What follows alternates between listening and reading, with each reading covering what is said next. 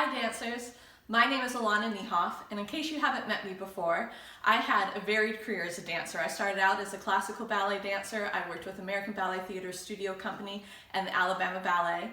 After an injury, I had to transition into another field, and I transitioned into musical theater, and eventually I became a Radio City Rockette, where I danced there for 11 years, and I also worked in many different industrials and commercial dance aspects.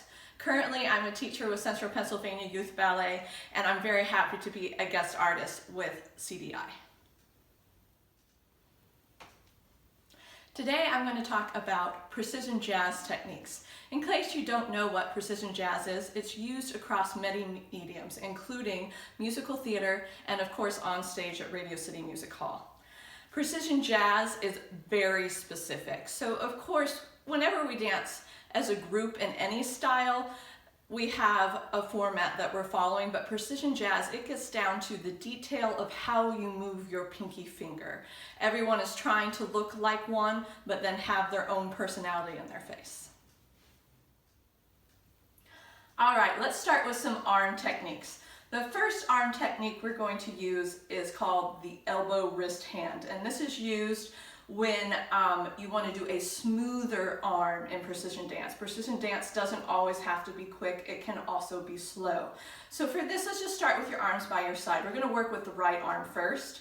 All right, and you want to feel that arm drawing up the center of your body, and you want to feel the elbow lifting. The elbow keeps lifting until it can't anymore. Then the wrist takes over. After the wrist can't move anymore, then the fingers unfurl, and then you will feel your arm should be in a straight line up from your shoulder. You can reverse that back down by bending that elbow, bringing that hand through the center of your body. After the elbow can't move anymore, then the wrist takes over, and at the very end, those hands unfurl, and for now, just put it down by your side. Let's try moving it up in a count of 4. Let's do the left arm this time. So through the center of your body, 1, 2, 3, 4, and then reverse it. 1, 2, 3, 4. All right, now let's work on a faster, sharper arm. This arm that we're going to learn is quite commonly used when a dancer does a high développé kick to the side. All right, so you're going to make sure those elbows and those armpits are squeezing into your side, and then you're going to bring your hands up like this, and your hands are in a blade position. Notice where my thumbs are. I don't have them in the middle of my hand. It's just right there kissing my other fingers. All right, in this position, you want your hands to be as close to your chest as humanly possible, and your fingertips to be below your shoulders. This position is not always easy for everyone to get into. Some people have to really work on their shoulder flexibility and the flexibility in their wrist to do this properly. But keeping the fingers below the shoulders ensures that everybody looks exactly the same. This is much harder to make clean amongst a large group of dancers with various body types. All right, from here, let's imagine our right leg would be doing the développé kick. So your right arm is going to push out to the side, and it's going to end up being a straight line out from your shoulder. It's best if you think of it just sloping down slightly so that when you do the battement, it doesn't accidentally do this. All right, the other arm is going to press up and out, and it's almost a perfectly straight line from your shoulder. It's not exactly straight because then it looks like you kind of have no neck. So it's just slightly out. All right, so let's go ahead and we're going to move our arms quickly into that position on count 4. So 1, 2, 3, and 4. And then hold. All right, now let's work on some bevels that are used in precision jazz technique. In case you haven't noticed, I'm almost 8 months pregnant, so some of these positions I'm not going to be able to get into as well as you probably can at home. So let's first start with a closed bevel. All right, you're going to make sure that your big toe is kissing your other big toe, or sometimes we'll say bunion to bunion.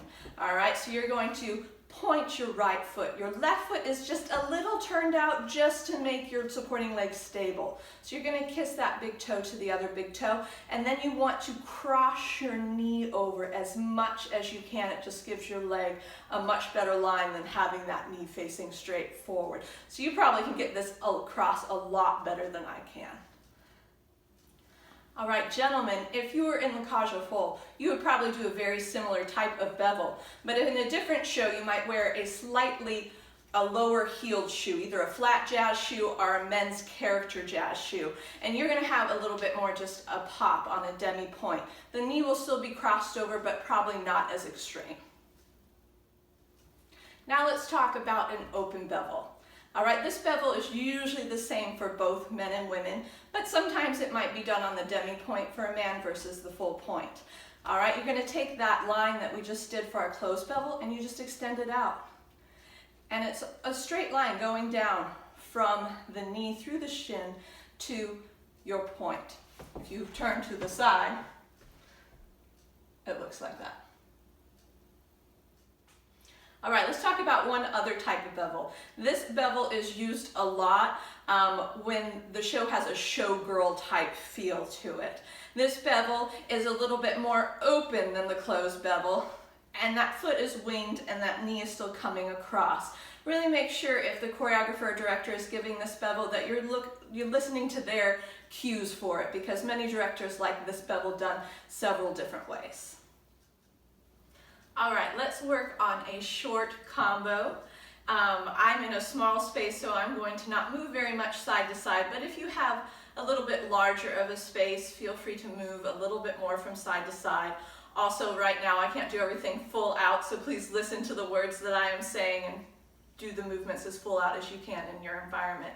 Let's start in a closed bevel with the left foot pop. So turn out that right foot a little bit.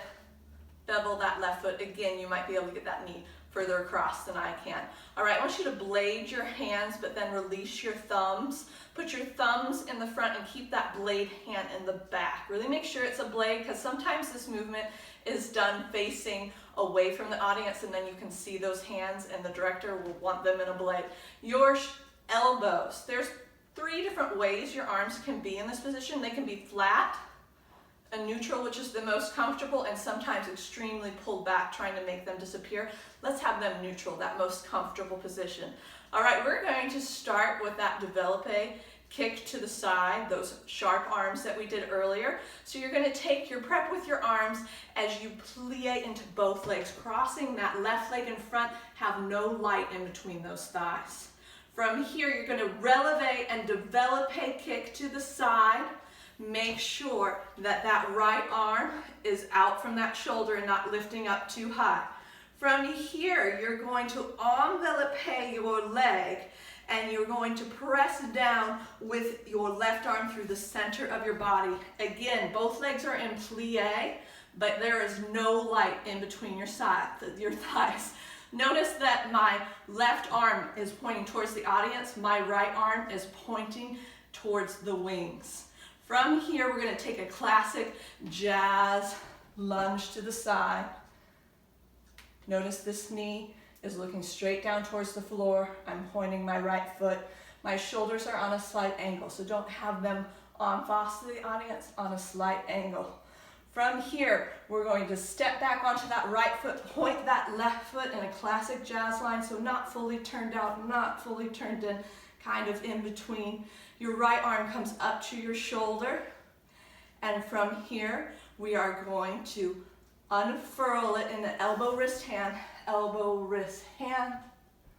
and from here, we are now going to get ready for the second side, back to a classic bevel.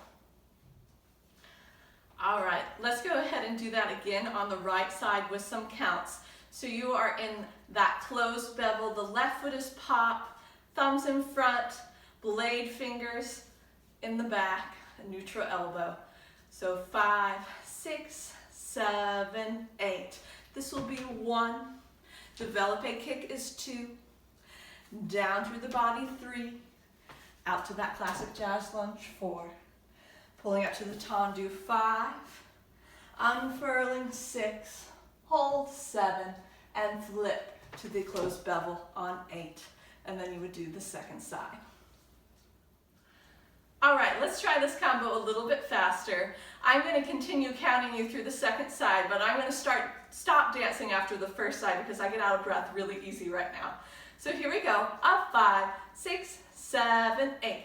1, 2, 3, 4, 5, 6, 7, 8. 1, 2, 3, 4, 5, 6, 7, 8. Nice job.